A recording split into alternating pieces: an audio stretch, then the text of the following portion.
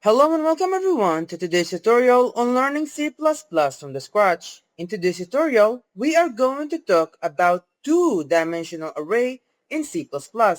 So what is two-dimensional array? Well, in the previous tutorial, we talked about array in C++ and said that array is a type of variable that can store multiple values inside it, which is unlike normal variable that can only store a single value inside it.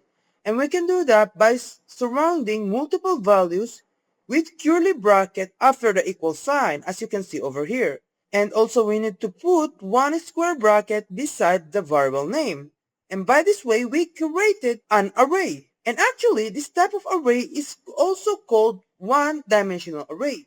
So one-dimensional array is a type of variable that can store multiple values inside it. Then what about two-dimensional array?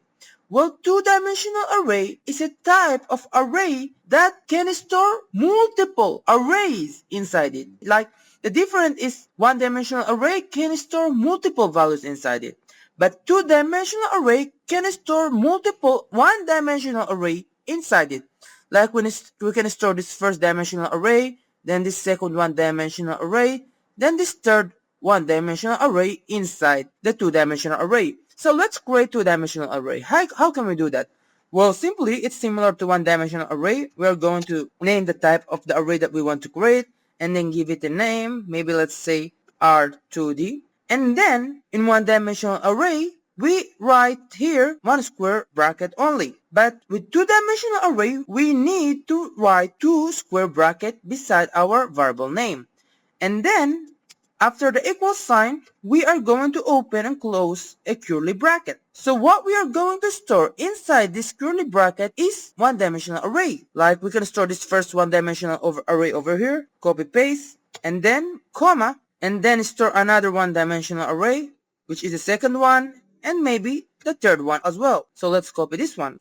And of course, we can do this in single line. Like maybe we don't need like to write it in different line. But like to make the code cleaner and easier to read, most of the time we write it in different line. Like this one over here. And finally, when we are dealing with two-dimensional array, we need to tell our compiler how many columns do we have in our array.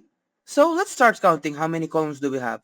1, 2, 3, 4, 5. We have 5 columns, so we are going to type 5 over here. The first one is optional, but the second one, which is telling the compiler the number of columns that we have, is necessary. Now, what if we want to type a specific value inside this two-dimensional array? Well, when we are dealing with array, two-dimensional array, we are dealing with rows and columns. And to like get a specific value, we need to tell our compiler the row of the value that we want to get and also the column that it is inside it. So for example, let's say cout and the name of our two-dimensional array R2D and then open two square bracket over here.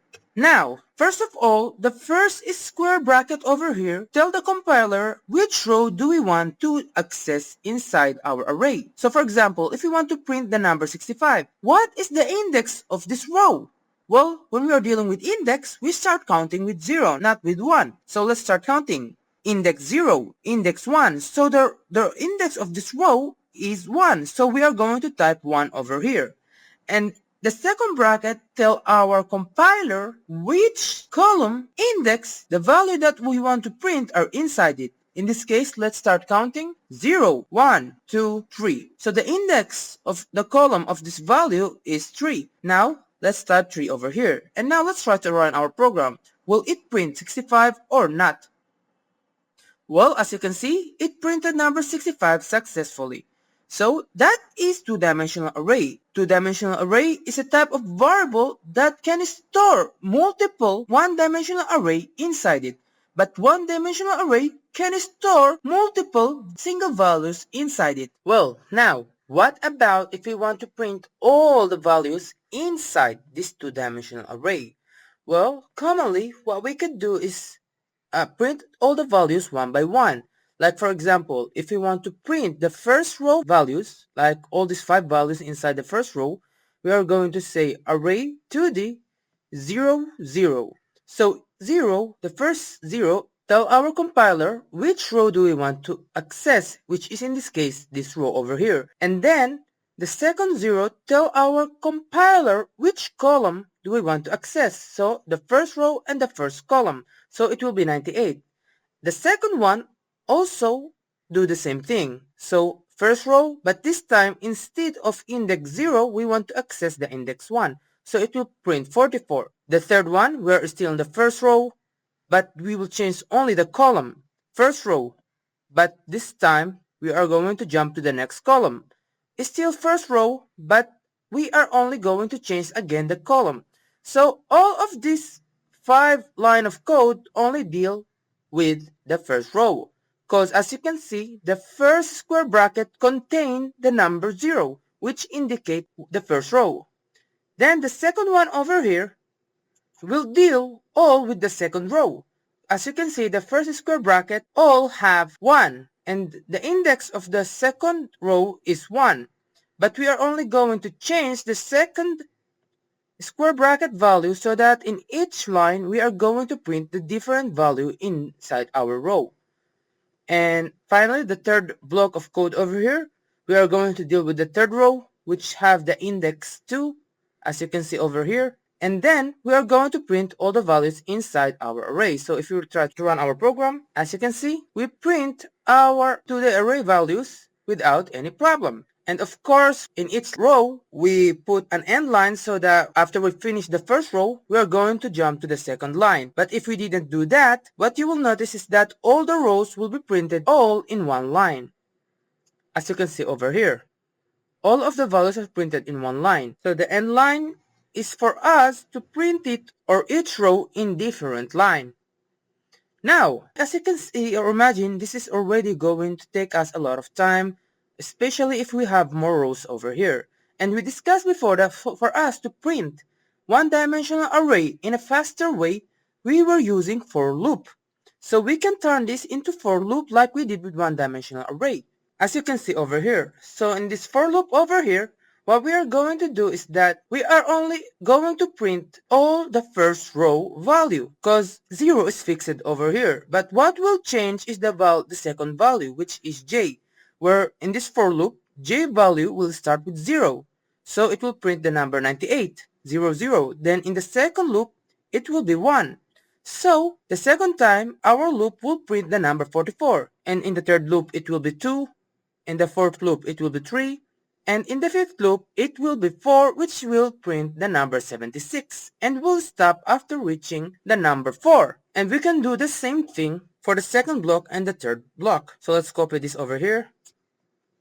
But instead of dealing with the first row, now we are going to deal with the second row by changing the value from 0 to 1. And finally, the last one also will be the same. But instead of dealing with the second row, we are going to deal with the third row by changing this. And now, if we delete this block of code over here, and this one as well, and try to run our program, as you can see, it did print all the values of our two-dimensional array without any problem. So that's how we can use loops to print all of each row values inside two-dimensional array. But actually, we can make even this shorter, where as you can see, these 3 loops are similar. This one is similar to this one, and similar to this one. But the only difference is that this one over here changed in each loop. So what we can do is like create another loop, where it start with the number 0 and end with the number 2. So let's create another loop. Let's say for int, let's set I equal to 0. And while I is less than or equal to number 2, because it will stop at 2, we are going to increase I by 1, because each loop increased by 1. And now open here our curly bracket. And now we are going to grab this code that keep repeating itself. So this for loop is going to keep repeating itself, but only change the first square bracket value. So we are going to grab this one over here and put it here. Let's just like make it more easier to read. And now let's delete this one over here. Let's delete all of this code. Now, we are going to change the 0 here and make it I. Why? Because in the first loop of this like outer loop, what we are going to do is that I value will be 0. So when we get over here, the value of the I is 0 and this one will be 0. And this loop will keep repeating itself, like we'll change the value of j from 0, then 1, then 2, then 3, then 4, while I is 0, because in the first loop, I value is 0. And then after this loop finish looping to the first row, it will end the line and then get back to the loop and change the value of I from 0 to 1. And again, we'll keep repeating the process. But this time, instead of printing the value of the first row, it will print the value of the second row.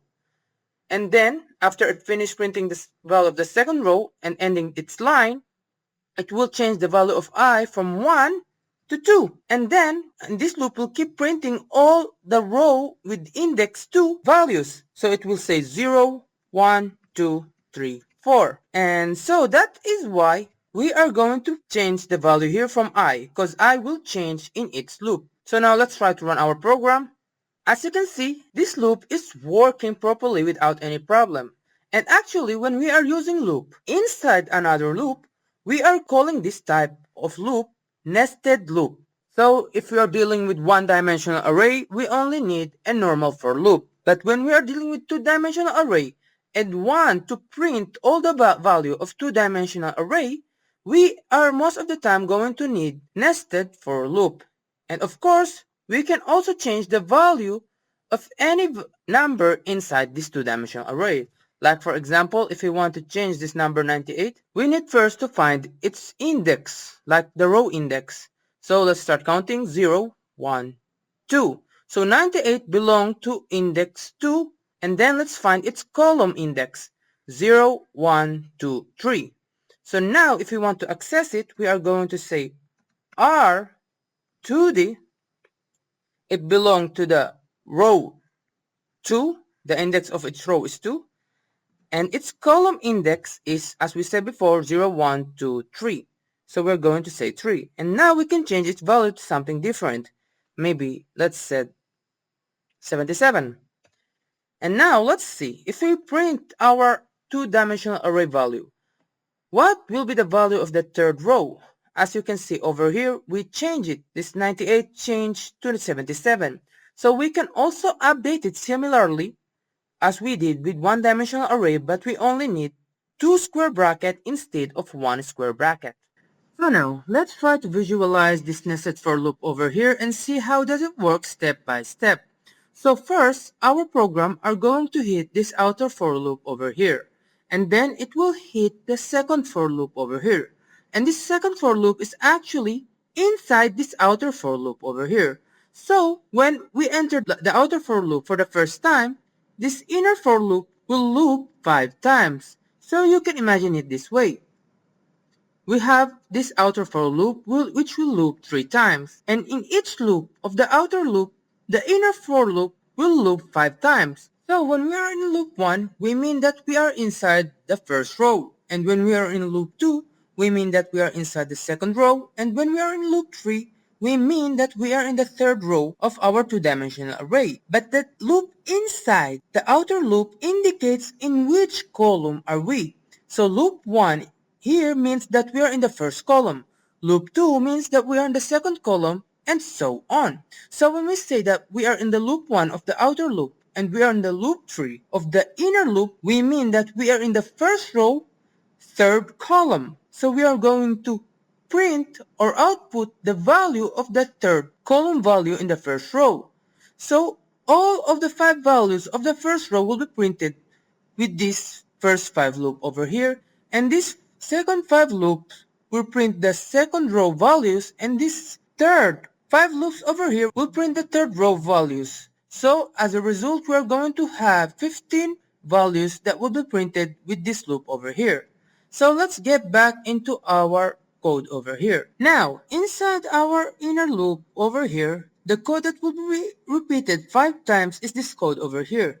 this code print a value in each loop inside our two-dimensional array, and the value that will be printed depend on the I and j value, where I indicates at which row are we inside, and j indicate the number of column that we are trying to access. So currently, I value is 0 and j value is 0.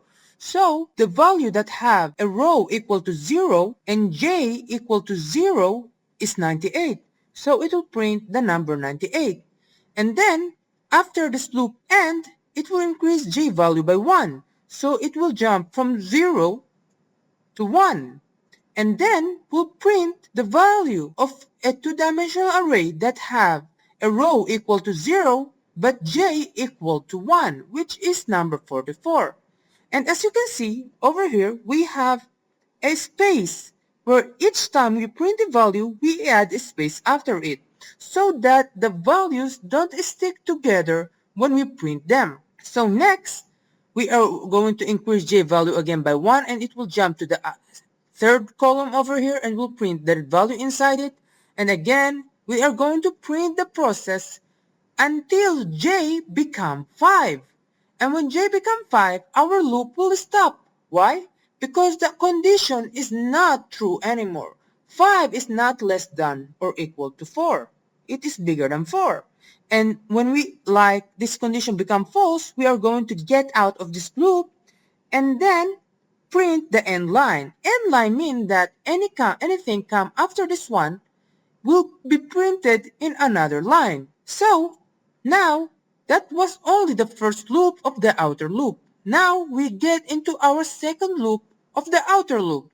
So this time we are going to deal with this row over here, with the second row. And then j will become 0 again. So each time we enter this loop, j will return back to 0.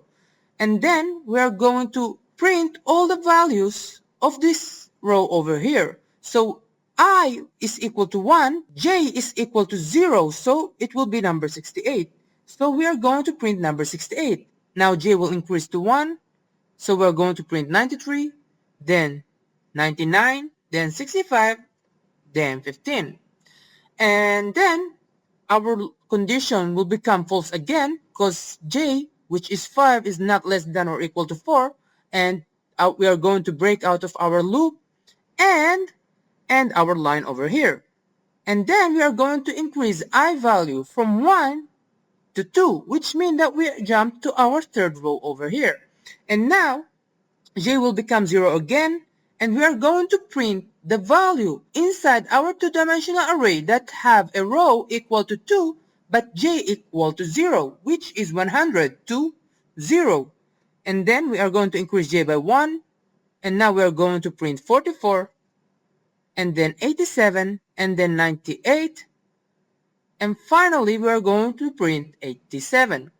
And after that, j will increase as well and become 5. 5 is not less than 4, so we are going to break out from this loop over here and end our line. And after we finish this loop over here, we are going to increase I by 1 as well. So I will become 3. And when I become 3, we break this condition over here. 3 is not less than or equal to 2, which means we are going as well to exit the outer loop and break to our outer loop.